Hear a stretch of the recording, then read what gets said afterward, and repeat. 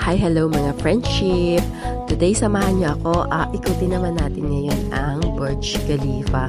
So, dapat night ako pupunta dito para makita ko yung fountain sa baba. Kaso lang, mayroon na akong nakaschedule na desert safari for the evening event. So, nag-decide na lang ako na puntahan siya ng morning.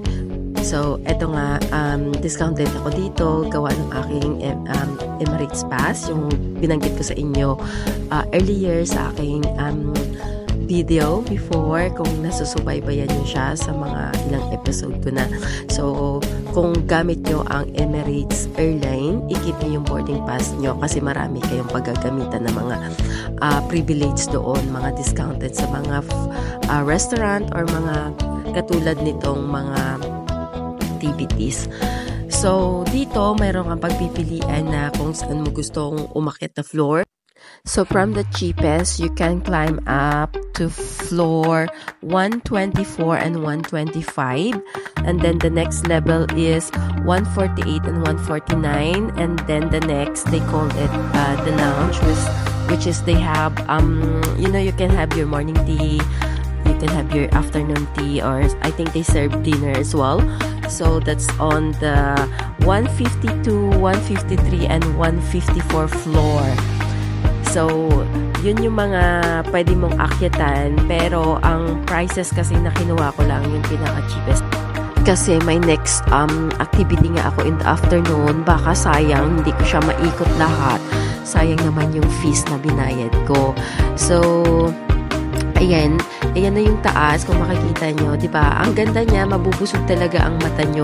So, ito pala, yung bayad dito sa 124 to 125 floor is nasa 179 AED, kumbaga 179 dirhams siya, non-prime time. Kasi may tinatawag pa silang prime time na nasa 250 or 260 ang amount niya, which is pareho lang din naman, kasi siguro lang parang peak hour sa kanila yun, kaya medyo mahal. Pero grabe, kahit hindi naman peak hour, ang daming tao. Yung oras na pili ko, umaga na nga yan. Actually, nag-open sila ng 7 o'clock. Hindi ako pumunta ng 7.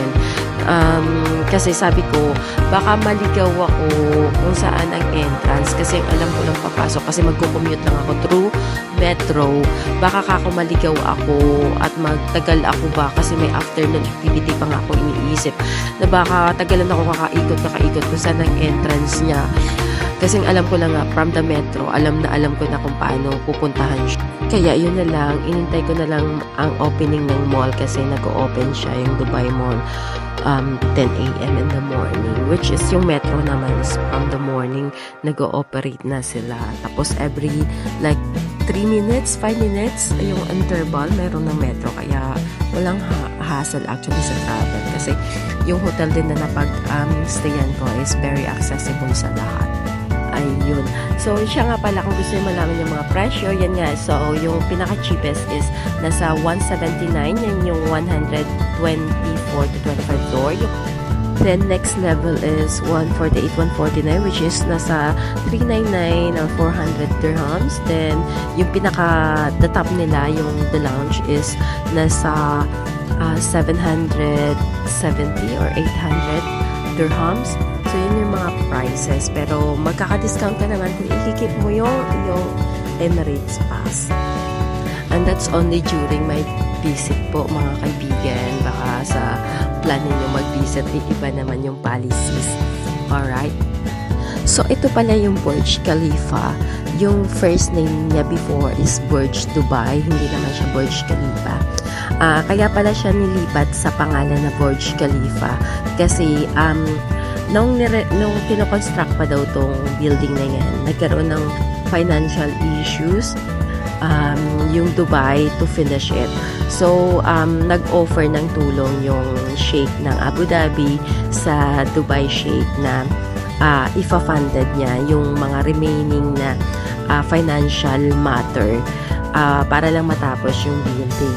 So, para ma-honored naman yung tulong na ginawa ng Sheikh ng Abu Dhabi, nag-decide yung Sheikh ng Dubai na ipangalan sa kanya yung building na yan, which is yung pangalan niya kasi ng ruler ng Abu Dhabi is si Sheikh Khalifa bin Zayed Al Nahyan. So kaya naging Burj Khalifa yung pangalan ng building na yan.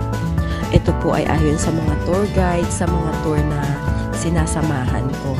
Tapos, dito pala yung UAE is yung Emirati is only 12% of the population daw. Tapos, 88% ay expat na. Imagine, grabe no. Kukunti lang pala sila talaga. Tapos, ang yaman ng bansa nila. So, sabi pa nga nila na kapag nagpakasal daw yung mga lokal, yung mga Emirati, may natatanggap daw silang gift sa government, which is amounting parang nasa 80,000 dirhams or kaya mga bila daw. So, diba, social, may natatanggap sila sa government pag kinakasal sila. Paano kaya ako pag ikasal ako? Charot! Haha! Pero mga friendship, maliban sa mga kwento ko, na-enjoy nyo rin ba yung yung mga tanawin dyan na natatanaw ko na sinishare sa inyo? Ako so far kasi na-enjoy ko siya kasi dito sa New Zealand,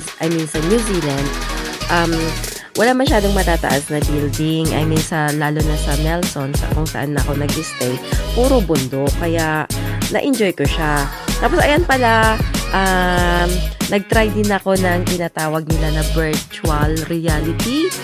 Yung nasa tuktok ka talaga ng Burj Khalifa at parang 3D lang.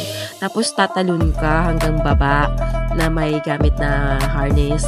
Pero naka 3D lang yan. Grabe yung experience ko dyan. Yung para siya talagang totoo na tatalon ka. Tapos, para kasing tinulak nila ako from the likod para tumalon. So, Diyos ko na nakakatakot, napasigaw ako. Pero, grabe, kakaibang experience din talaga. So, ayan, kahit mag-isa lang naman din naman ako, na-enjoy ko siya, pinagsusubukan ko.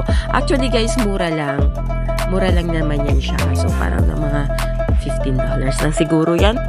I hope nag-enjoy kayo mga friendship sa aking kwento at sa susunod, i-share ko naman sa inyo kung magkano yung kailangan nating ipunin kung nagpa-plan tayo mag-travel dito.